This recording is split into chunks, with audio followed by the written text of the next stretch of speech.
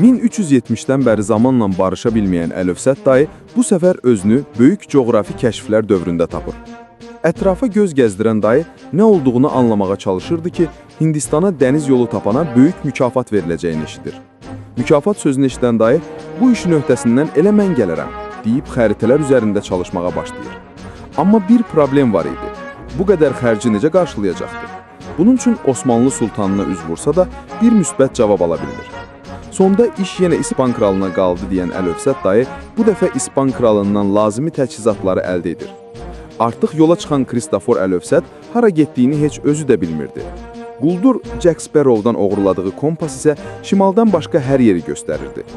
Dahi səyyah Magellandan fərqli olaraq şiddətli tufana düşən gəmi heyəti ölümlə burun-buruna gəlsə də gəmini kapitan Kristofor Əlövsət idarə edirdi.